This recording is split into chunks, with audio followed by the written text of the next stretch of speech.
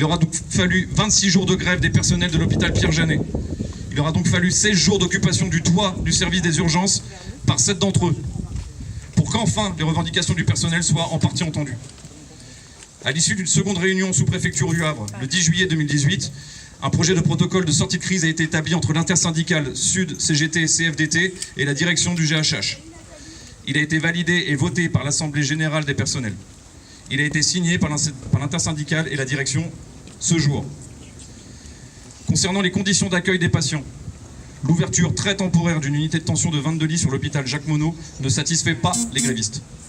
Pourtant, nous avons décidé d'accepter cette proposition car 19,5 équivalents temps plein pérennes sont créés.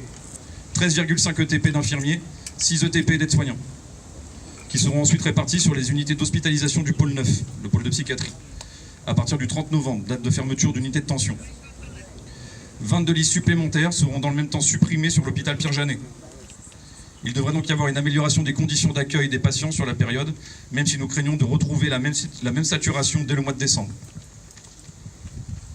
Concernant le renforcement des effectifs, 2 équivalents temps plein sont créés sur l'UAC. 12,8 équivalents temps plein sont créés, enfin cela aurait dû être le cas dès novembre 2016, mais bon, ça n'est qu'aujourd'hui, pour constituer un pool de remplacement de nuit. Au total, ce sont donc 34,3 équivalents temps plein qui ont été arrachés par cette lutte historique.